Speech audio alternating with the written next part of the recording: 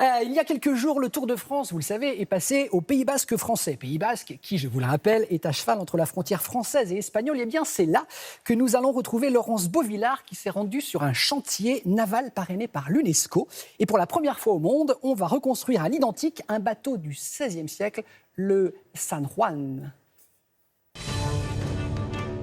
L'histoire commence en 1560, ici à Pasaia, un port du Pays Basque espagnol à 15 km de la frontière.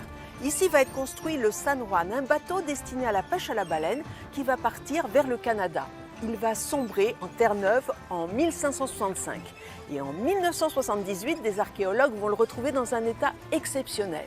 Et aujourd'hui, 450 ans plus tard, il va renaître à l'endroit où il a été construit.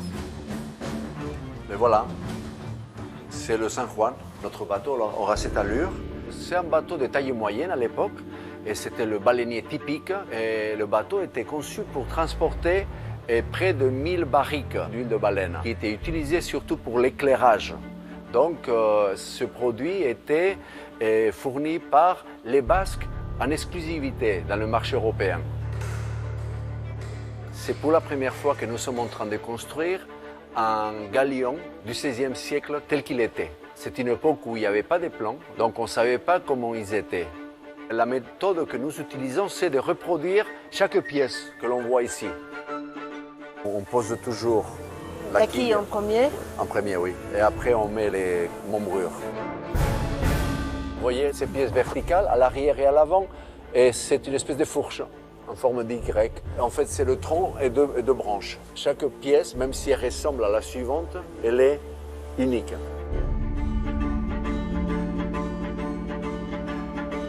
Ça, ce sont deux exemples de comment on choisit les arbres en forêt. Voilà, on va avec ces gabarits et on va présenter le gabarit devant l'arbre. D'accord. Au XVIe siècle, voire avant, nos forêts étaient gérées pour fournir des pièces navales, c'est-à-dire y guider les branches des chênes pour obtenir les pièces dont ils avaient besoin. Il les préfaçonnait déjà dans l'arbre.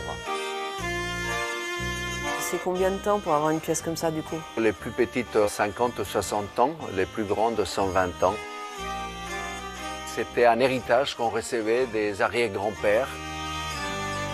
Ici, c'est le tronc, et ici, après, il y a deux branches, comme ça. Voilà, et donc il faut respecter bien le fil du bois. Oui, oui. Il y a beaucoup de métiers qui sont associés à la construction navale. On est en train de réapprendre par moyen de l'expérimentation, par l'archéologie expérimentale. On n'utilise pas aussi nombreux qu'à l'époque. Pour construire un de ces bateaux, ils étaient peut-être 200 voire 300 personnes. Nous, on va mettre en tout 6 ans à faire le bateau à peu près, mais à l'époque, on construisait un galion comme celui-ci en 6 ou 8 mois. Il faut comprendre qu'ils savaient ce qu'ils faisaient, voilà. Ils n'avaient pas besoin d'apprendre comme nous sommes en train de le faire. Nous sommes en train d'apprendre les techniques ancestrales.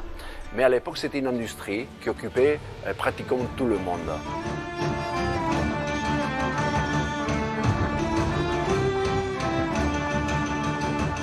Dans 2 ans, le San Juan prend la mer et part pour Terre-Neuve. Mais ce chantier, qui est ouvert au public, ne va pas fermer. Le prochain bateau à être reconstruit ici sera le Victoria, le bateau sur lequel Magellan est parti et qui est le premier bateau à avoir fait le tour du monde.